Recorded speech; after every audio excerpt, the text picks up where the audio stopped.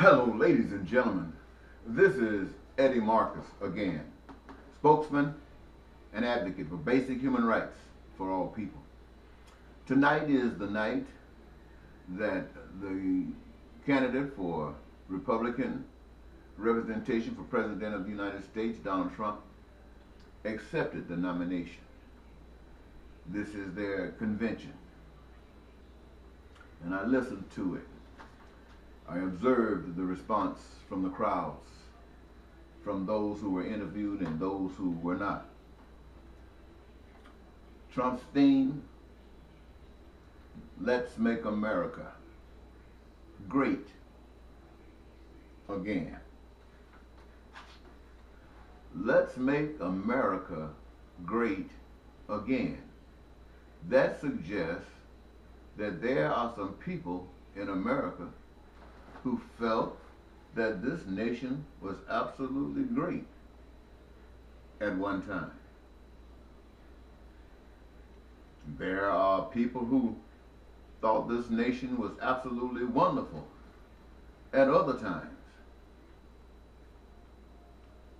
Let's make this nation great again. I ask, when was that? Was that when they were killing the natives, taking their land?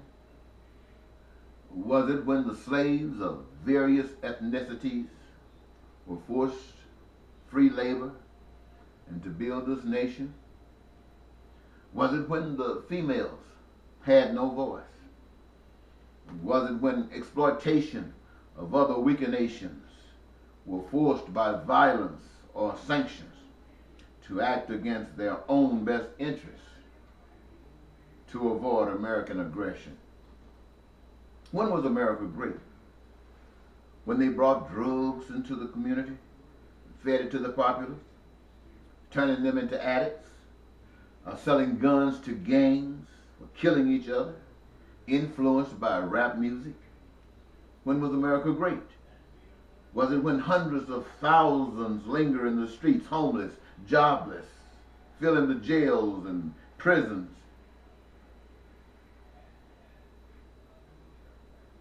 As a result of poverty. Is this when America was great? If it is, then America is still great, because these things have never ceased. The saddest thing, I must say, is to listen and watch the people cheer at what Donald Trump was saying. What was Donald Trump saying? Donald Trump was saying what the people wanted to hear. And the people were applauding him because he was saying what the people wanted to hear. And they say, make our country great again. They're saying to this man, make our country great again. They are saying they believe that this man can work it and make this country great again.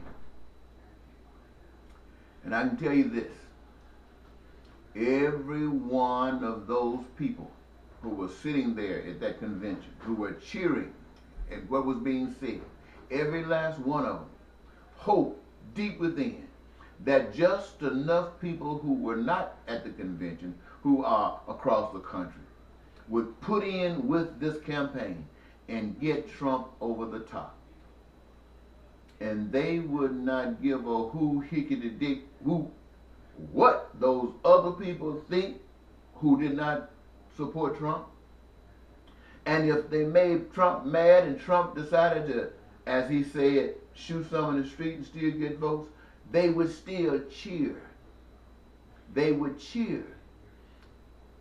Now, what I have said about this Republican convention and responses is no different than what is going to happen with the Democrats. The same identical thing, just the reverse, but the same will come from the Democrats.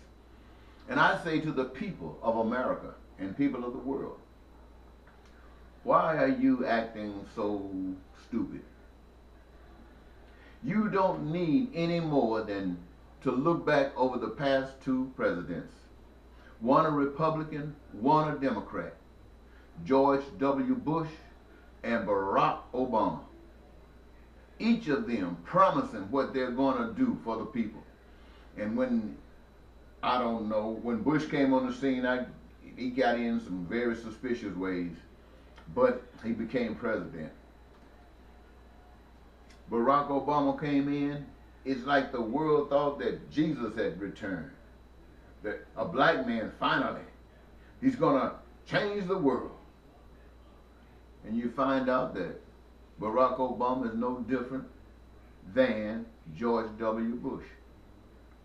Now you can't even see that. You still believing that somebody is going to do something for you because you are stupid.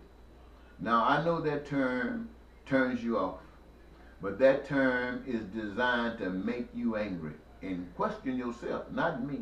Are you really stupid? Well, why do I say you're stupid? I say you're stupid because you're going to let Donald Trump or Miss Clinton, each of them are going to go different ways, and you're going to follow them in droves. And you're not going to get anything better than what you have at this point. You're going to get worse wherever it comes from, because you don't care about yourselves and you don't care about one another. You think you care about yourselves because you've been lied to.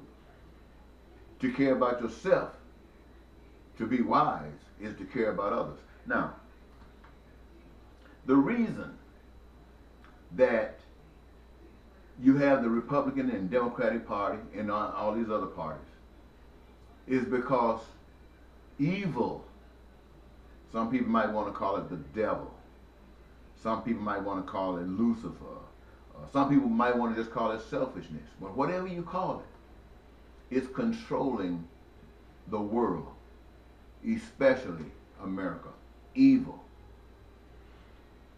And everybody is playing a role in evil. People all over the world are playing a role in evil. People exist in this world by giving in to evil. See, evil's approach was first to split you, to divide you, and being divided, you were conquered. And after you were conquered, you were being controlled, and then you will put restrictions and limits on what you can and cannot do. And one is to turn your back on the system. That can get you killed. This is evil. Evil. Evil. The power of evil is that it will kill you. And you don't know the truth. And you don't want to die because you don't know what's up, as Sam Cooke would say, beyond the sky. And so you will commit everything, even when you think you're living a precious, God-fearing life. You're being ruled and controlled by the devil. Now, there are many of you who believe in the life of Jesus Christ. Jesus Christ came to this earth and he told the people about peace and prosperity and joy. He didn't lift up Caesar or Pharaoh. He lifted up God's way.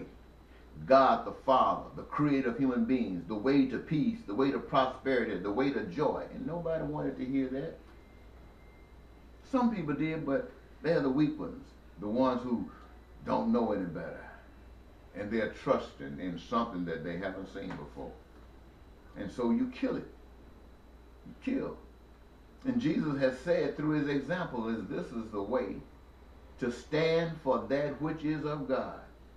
To change this world, because this world wasn't designed to be like this, but it was designed in such a way that if you chose to be like this, you would be like this. And the world is like this because you are like this. And ladies and gentlemen, let me tell you, I don't care what preacher you are and how many mansions you got, or how poor you are.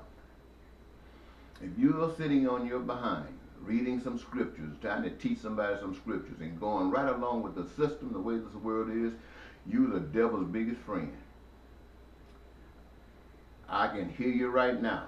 My Bible says, comes a time that the Spirit of God should enter your body. And the Spirit of God speaks from God to you according to the times for which you live today. And nothing biblical. And it's just as righteous. And it's about duty. Not about talking, but about walking. So people can see your light and glorify what is right. Now, we have no examples. We have no examples to teach the people what's right. All of you preachers are locked up in somewhere trying to get you a grant, trying to get you a 501c so you can get a tax break. You're not concerned about God. You're not concerned about the people, even though you think you are. Now, you definitely think you are. But I'm telling you, by the Spirit that lives in me, you are not. But I'm not telling you this to make you angry only. I want you to reassess yourself. Look back inside of yourself and see what good are you when the people are standing on every corner with a sign saying, help the poor, homeless, give me something. What good are you? What good are you? And then people look at God based upon what you are doing and they say to hell with God because of you. And then you stand up and somebody come along and say, tell them the same thing that God says. And they look at that person like that person is crazy. They don't believe that. They don't want to hear that. Just like they didn't want to hear from Jesus. And so they turn their back on it. They don't know that.